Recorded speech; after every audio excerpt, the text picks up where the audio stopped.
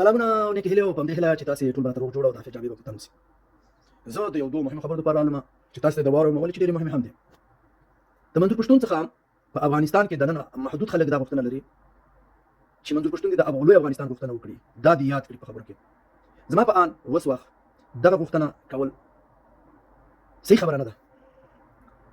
د پښتونخوا یعنې یو څو محدود خلک دي چې د منظور پښتون نه د دې غوښتنه لري چې ته د پاکستان د آئین لاندې د پښتنو دپاره که ژوند غواړي او هغه وسایل چې دوی ترې برخمن نه دي او د دوی حق جوړېږي هغه غواړي نو موږ درسره ودرېږو.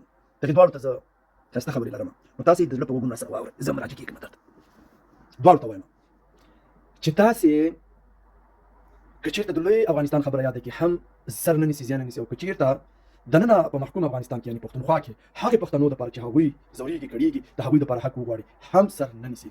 دا ځکه یې نه نیسي چې پاکستان د همدغې پښتونخوا په وسایلو باندې ډکېږي او تشېږي او هغه ښایسته ژوند چې د دوی دی ترې برخمن دي.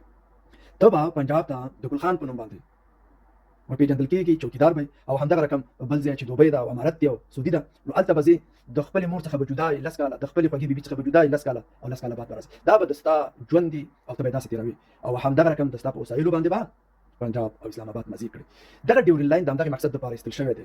زه د افغانستان د ننګرهار اوسېدونکی یم. د ننګرهار سره مې تعلق دی او دا خبره کوم چې منظور پښتون په خپله پښتونخوا کې د دغې ځورېدلو کړېدلو ته حق وغواړي او په خپلو وسایلو باندې حق ولري او د پنجاب د غلامۍ څخه پکې خلاص شي او د غربت ټغر ورټول کړي او د دوی پرمختګ وشي.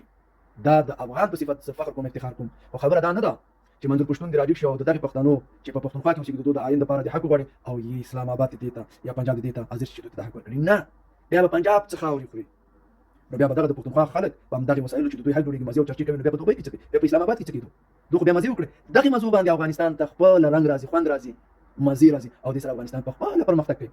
نو بیا خو د ډیورن لاین کرښه بې معنا شوه. دا د همدغې مقصد دپاره ویستل شوې ده چې دا دواړه جلا اوسي نه هلته پرمختګ کېږي او نه دلته او د ضلالت په څېر به دلته ژوند تېروي ځکه چې د پنجاب پرمختګ په دې کې دی چې پښتونخوا په ضلالت کې وي. که چېرته دغه پښتانه چې په پښتونخوا کې اوسېږي هم راجګېږي د پنجاب دپاره غږېدل دي ډوبېدل دي او که چېرته په افغانستان کې هم پښتانه او افغانستان را جوړېږي او د پرمختګ څخه کوي نو د پاکستان خیال نشته. نو فلهذا دلته به دغه بدبختي وسي دلته به د همیش دپاره وسي. دغه ډیورن لاین دغه لانجې دا دروازې بندېدل دغه رومیان ارزانه کېدل ټماټر ارزانه کېدل بانجان خرابېدل میوې خرابېدل دا هغه څه دي چې دا به وي که چېرته دغه ډیورن لاین اخوا او دېخوا پښتانه کوي شي را جوړ شي نو بیا خو دا مسایل نه کېږي. جوړ خلک لانجې نه لري هغه مسایل هغه مشکلات نه لري له ځان سره نو فلهذا دا د دوی د پرمختګ سبب ګرځي او بیا نو حساب کتاب به د چا سره کوي نو خپله خبرې. دا هغه خبرې وې چې ما غوښتل تاسو ته یادولې وکړم په همدې هیله چې د زړه په غوږونو مو اورېدلې بیا هم تکراري کوم چې پښتونخوا هېڅکله د پرمختګ څکه نشي لیدلی چې افغانستان وراني او افغانستان هېڅکله د پرمختګ څکه نشي لیدلی چې پښتونخوا وراني.